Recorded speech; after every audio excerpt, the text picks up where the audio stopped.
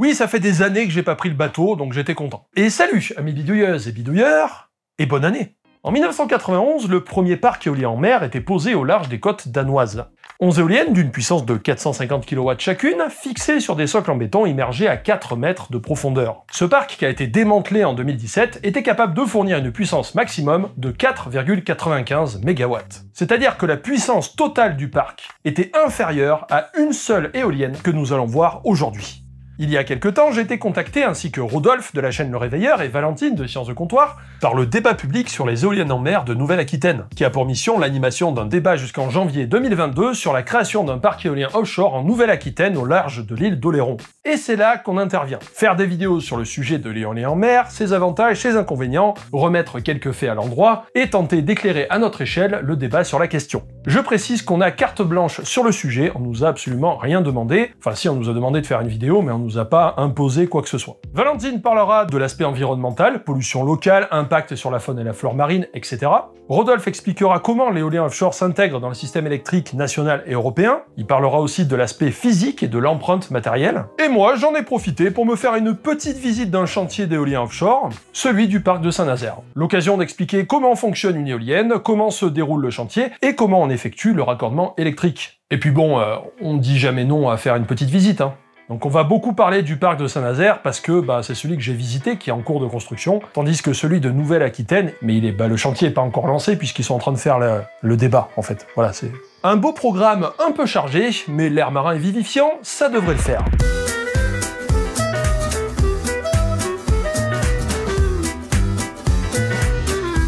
Le principe d'une éolienne est de convertir l'énergie cinétique du vent en énergie électrique. Imaginons qu'on isole 1 mètre carré en l'air, comme ça, et qu'on mesure l'air qui passe à l'intérieur. À l'instant T, le vent aura une certaine puissance exprimée en watts. Cette puissance varie dans le temps, parce que l'air est plus lourd ou plus léger, ou que la vitesse du vent varie. Sur une certaine durée, par exemple 1 heure, on aura mesuré une quantité d'énergie potentielle, exprimée en wattheure, ou kilowattheure, ou mégawattheure pour des grosses quantités d'énergie. Une éolienne va convertir cette énergie en ralentissant l'air. Pas totalement, une éolienne a une certaine efficacité de conversion, ce qui fait que la puissance électrique de l'éolienne sera environ 2 fois inférieure à la puissance du vent. La puissance du vent qui augmente au cube de la vitesse. Si j'ai un vent 2 fois plus rapide, il sera 8 fois plus puissant. À 18 km/h, le vent a une puissance d'environ 76 watts par mètre carré. À 33 km/h, on monte à 470 watts par mètre carré. On a là le premier élément en faveur de l'éolien en mer. Quand on regarde une carte de la vitesse moyenne des vents, on s'aperçoit vite que le vent est plus rapide en mer que sur Terre. Les pales sont en général au nombre de 3, même si on a testé des choses plus ou moins contre-intuitives. Je l'ai mis dans la liste, on en reparlera un jour, on fera une technique ancienne là-dessus. Et plus les pales sont grandes, plus la surface du rotor est grande, plus la puissance est importante. Pour la même vitesse de vent, une éolienne avec un rotor de 120 mètres de diamètre équivaut à 4 éoliennes de 60 mètres de diamètre. En matière d'éoliennes, et encore plus d'éoliennes en mer, la taille, ça compte. Lors de ma visite au chantier de Saint-Nazaire, les pales étaient entreposées à terre en attendant l'assemblage. C'est des pales de Aliad 150, c'est le modèle de l'éolienne, construite par General Electric et conçue à la base par Alstom. Elles font 75 mètres de longueur. Sur internet, j'ai trouvé la brochure de l'éolienne, elle fait 6 MW de puissance pour une vitesse de vent à 11 mètres par seconde. Oui, il y a une brochure, au cas où ça vous intéresse, pour en mettre une, je sais pas, dans votre jardin ou sur le toit de votre immeuble. Ça fait 180 mètres de haut, bon, faut avertir la copropriété quand même. Pour s'orienter en fonction du sens du vent, le rotor de l'éolienne est maintenu par une nacelle qui peut tourner au sommet du mât.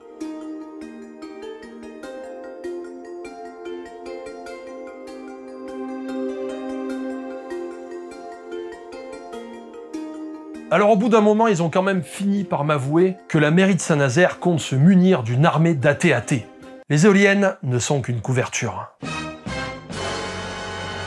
Le générateur électrique est ici. On voit sa forme circulaire. Il convertit l'énergie mécanique des pales en électricité. Grosso modo, les éoliennes se ressemblent toutes, mais un œil avisé peut distinguer des différences importantes. Ici, la taille du générateur et sa position ne laissent pas de place au doute. Nous sommes en présence d'une éolienne à entraînement direct.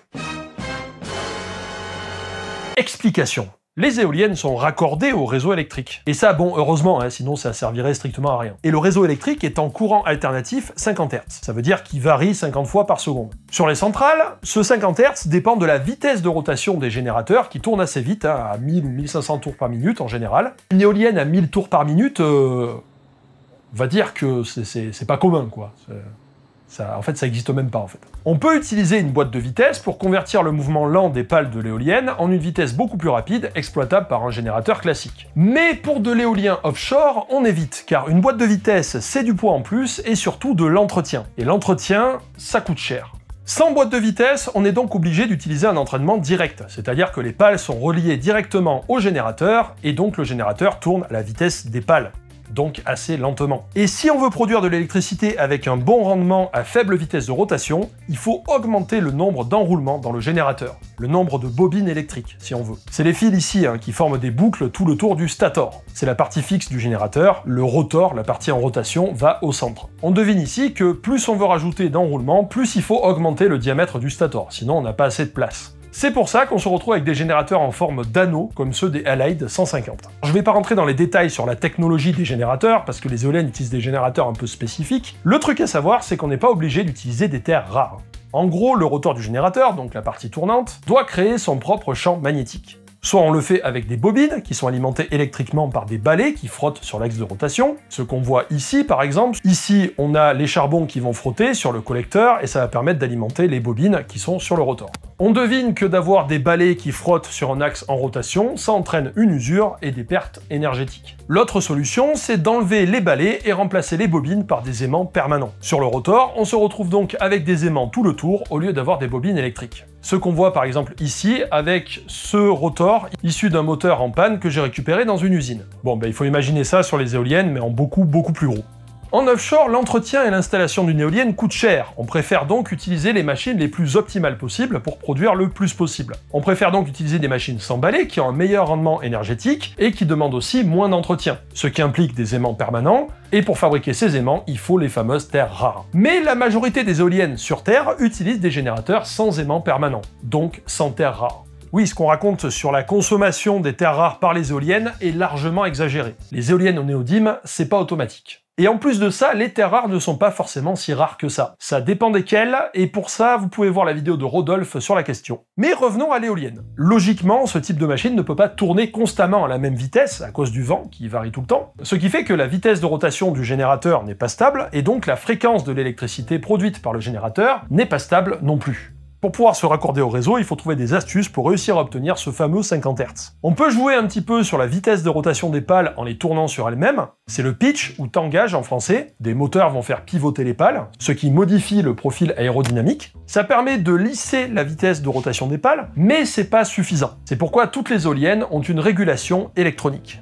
Il en existe plusieurs sortes en fonction du type de générateur qu'on a choisi. Le but, c'est de convertir le courant du générateur en un courant propre et utilisable sur le réseau électrique. Alors j'aurais voulu vous montrer les différentes parties, le générateur, le système de régulation, pour voir un petit peu à quoi ça ressemble, mais j'ai pas eu le droit de monter à l'intérieur d'une nacelle. On n'a pas eu l'autorisation. J'ai juste pu aller voir en dessous ici et sans filmer. Je l'ai plutôt bien pris sur le coup, c'est juste que j'en ai pas dormi pendant 2 semaines, mais bon, j'ai fait mon deuil maintenant, ça va. En dessous, mis à part le système de crémaillère pour faire pivoter la nacelle, il n'y avait pas grand chose à voir, à part un gros faisceau de câbles. On va parler du raccordement électrique plus tard. 80 éoliennes de 6 MW chacune sur une surface de 78 km², il faut du bon gros câble. Depuis tout à l'heure, je vous parle de machines de 6 MW de puissance, mais dit comme ça, on a du mal à se représenter la puissance si on n'a pas de point de comparaison. Une éolienne de 6 MW peut théoriquement alimenter 2000 fours électriques. Théoriquement est le mot parce que l'éolienne ne fournira pas 6 MW en permanence. C'est une confusion classique quand on parle d'énergie. Il ne faut pas confondre la puissance installée, donc à Saint-Nazaire c'est 480 MW pour tout le parc, et l'énergie que le parc va effectivement fournir. Si le parc tournait à fond tout le temps, il fournirait 4,2 TWh d'énergie par an. Sur certains rapports, on estime que le facteur de charge se situe autour de 40% pour l'offshore et entre 20 et 26% pour l'onshore. Ces chiffres sont globalement en augmentation avec l'amélioration technologique. Selon ces chiffres, le parc éolien de Saint-Nazaire fournira environ 1,68 TWh d'énergie par an. Mais bon, tout ça c'est bien beau, savoir combien d'énergie l'éolienne fournira dans l'année, c'est une chose, mais il faut aussi savoir comment cette énergie est répartie dans le temps. Sur une éolienne, la puissance en fonction de la vitesse du vent suit cette courbe. En dessous d'une certaine vitesse, l'éolienne ne tournera pas. Et ne tournera jamais. Il y a des rumeurs comme quoi on fait tourner les éoliennes quand il n'y a pas de vent. C'est faux. Parce que les opérateurs d'éoliennes n'ont aucun intérêt à faire ça. Et techniquement, c'est pas possible sans lourdement modifier l'éolienne. Donc ils mettent un paquet de pognon pour rien, puisque des éoliennes à l'arrêt, on en voit en fait.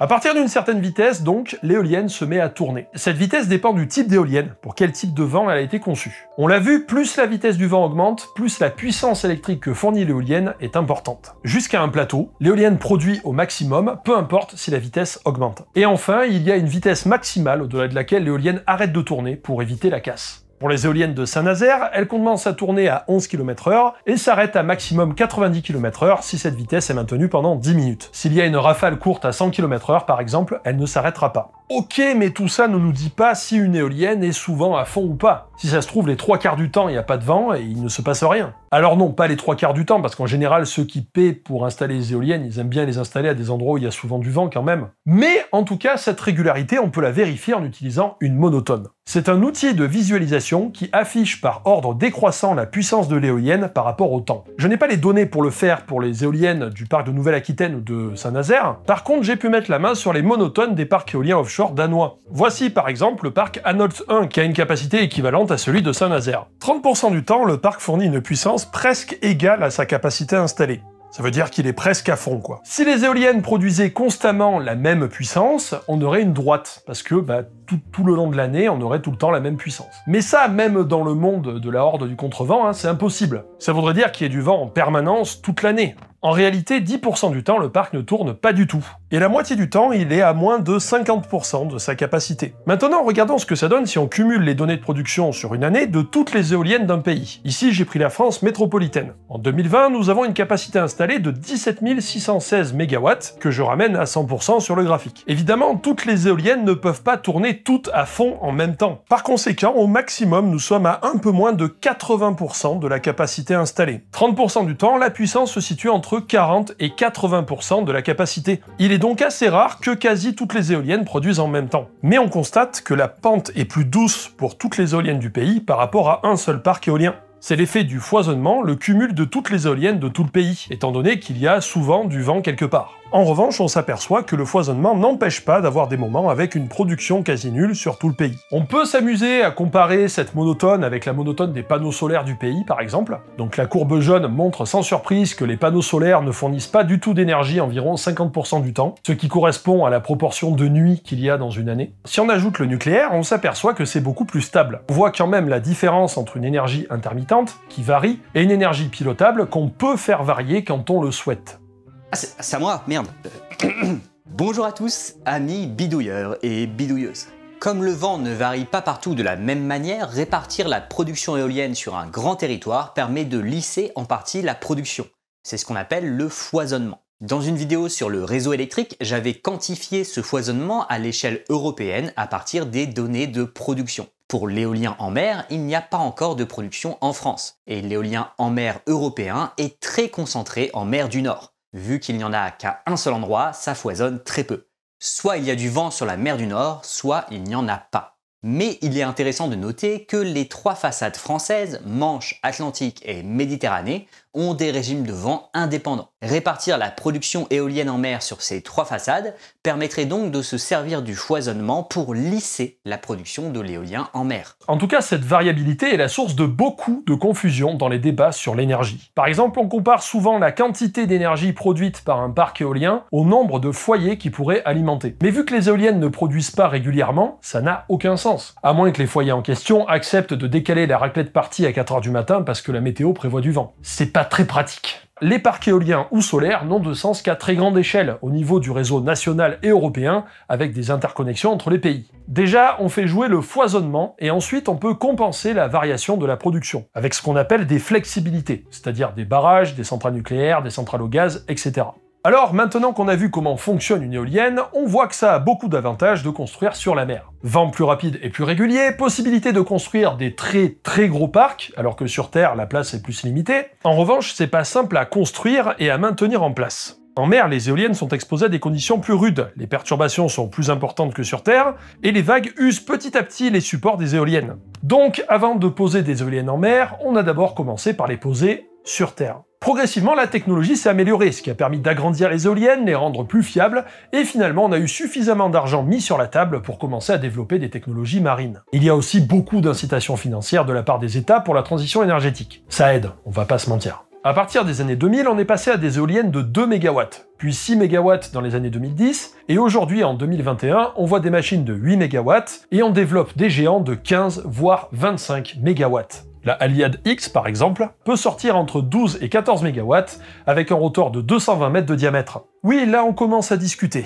Les modèles du chantier de Saint-Nazaire sont aussi des Alliad, mais de 6 MW. Ce qui est déjà très bien, on va pas bouder notre plaisir. Au moment de ma visite, en août 2021, aucune éolienne n'est encore installée. On en était à la pose des fondations et à la préparation au sol de tous les éléments. Un parc éolien offshore est donné pour entre 20 et 25 ans de durée de vie. Les pales sont constituées de plusieurs matériaux, dont des fibres de verre ou de carbone et des résines. Les pales sont la seule partie de l'éolienne qui n'est pas recyclable aujourd'hui. En Europe, elles ne sont pas enfouies pour autant et peuvent être utilisées par exemple dans la production de ciment, ou au pire, être incinérées. Récemment, Siemens Gamesa a annoncé être capable de produire des pales recyclables. Si cette technologie est effectivement déployée, une éolienne serait quasiment entièrement recyclable. À la fin de la durée d'exploitation, on a 3 options. Soit on démantèle, aux frais du gestionnaire bien sûr, et ça a déjà été fait, contrairement à ce qui peut être dit parfois. Par exemple, le parc danois que j'ai montré en début de vidéo a été démantelé en 2017. Soit on continue, dans ce cas on vérifie les éoliennes en place et on estime qu'elles peuvent encore tourner un certain nombre d'années en restant dans les marges de sécurité, soit on fait du repowering, ou repuissancement en français si vous voulez vous arracher les oreilles à la pince. En gros, le repowering c'est poser des nouvelles éoliennes, qui seront certainement plus grosses vu que la technologie évolue. Ce repowering peut arriver avant la fin des anciennes éoliennes, c'est un calcul financier par rapport au gain potentiel pour le nouveau parc. Quoi qu'il arrive, c'est le gestionnaire qui s'occupe de tout ça. Et d'ailleurs, comment fixer correctement une éolienne en mer? Comment la faire tenir au milieu de l'eau? Pour ça, on va faire un petit tour.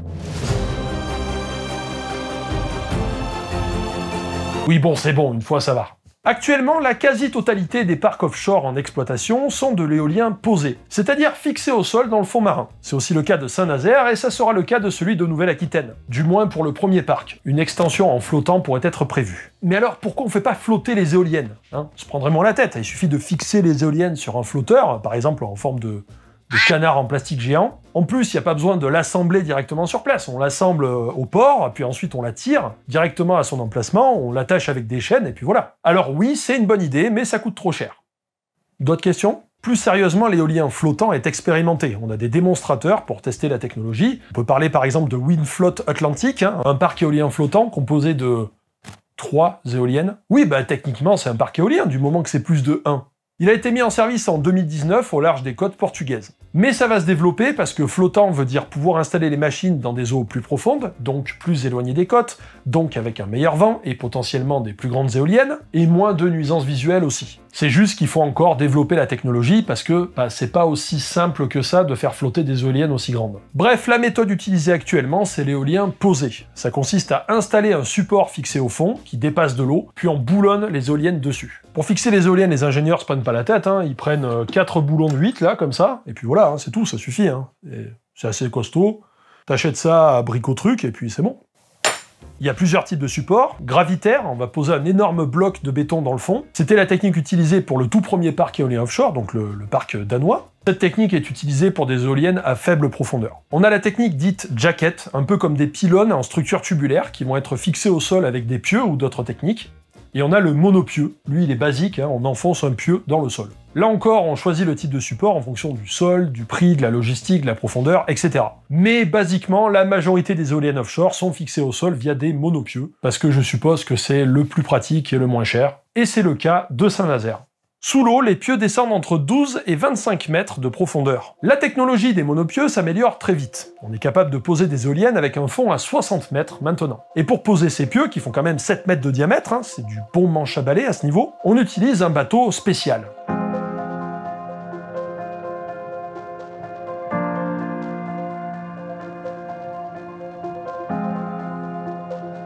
L'innovation.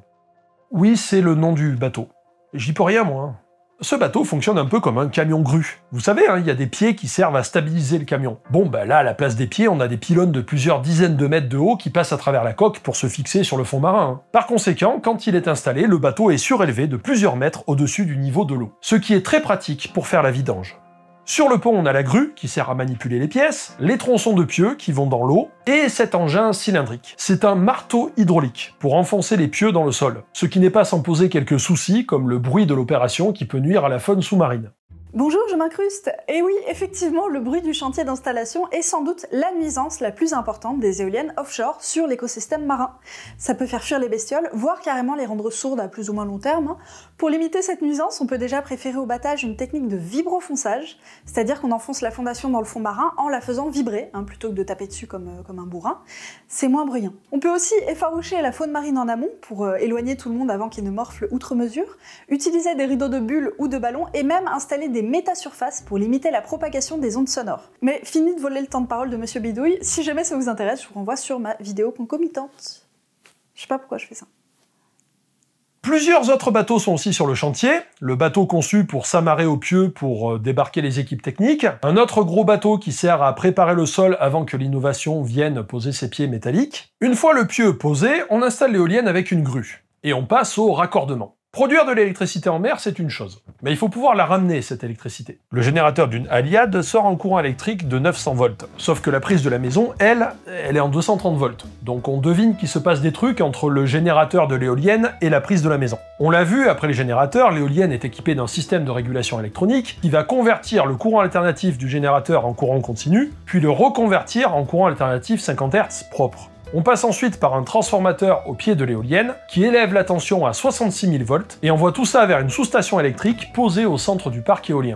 Mais pourquoi une sous-station électrique? Pourquoi ne pas amener les câbles de toutes les éoliennes sur Terre? Ou juste les brancher sur une sorte de multiprise sous-marine? Pour transporter l'énergie sur de longues distances, il faut élever la tension. C'est le principe des lignes de transport. Mais il y a un autre problème.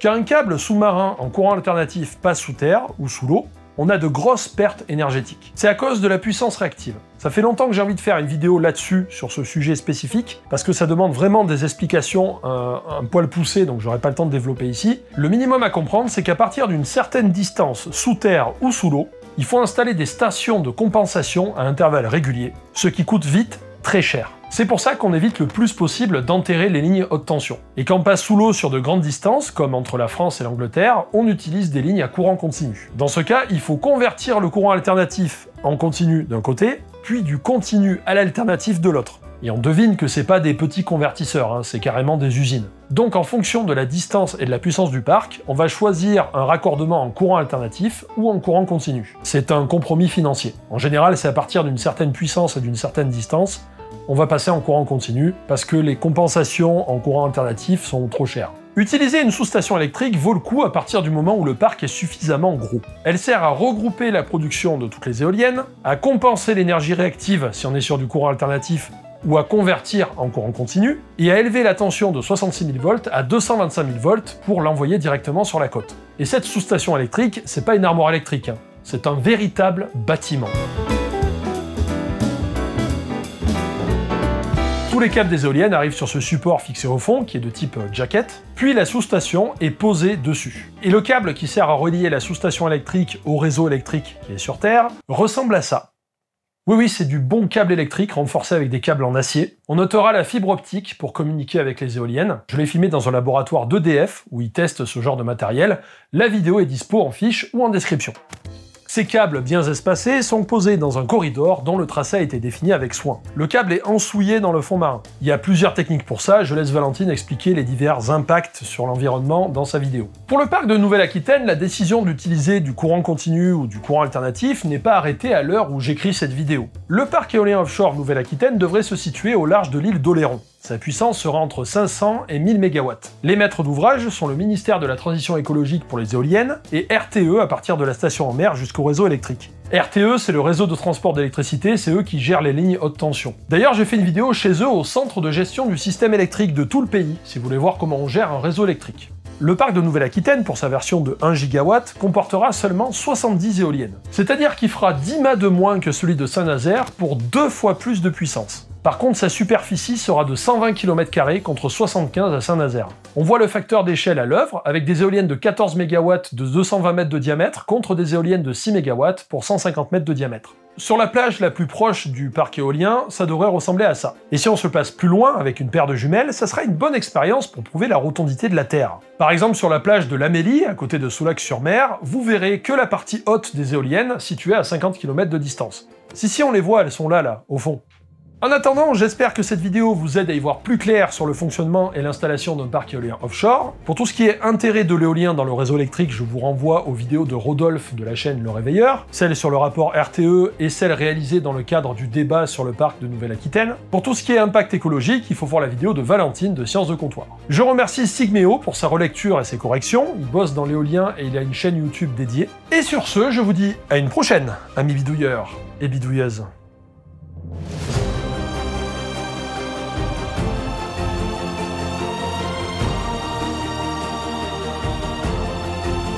Petit bonus, si la question du débat vous intéresse, le débat public sur les éoliennes en mer de Nouvelle-Aquitaine a fait un petit jeu, jouable directement sur navigateur, il n'y a rien à installer, où vous incarnez la maire d'une petite ville fictive en bord de mer, et vous devez prendre des décisions sur la question de l'implantation d'un parc éolien. Chaque décision affecte des jauges d'argent, de réputation, d'énergie décarbonée et de biodiversité. Ça permet de se faire une idée des enjeux. Je vous mets le lien dans la description, c'est bien entendu totalement gratuit.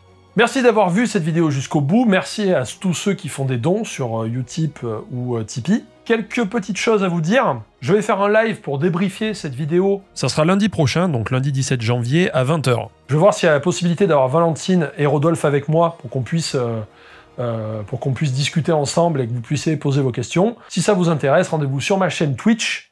Le lien est dans la description. Voilà, je pense que c'est à peu près tout. Allez, salut!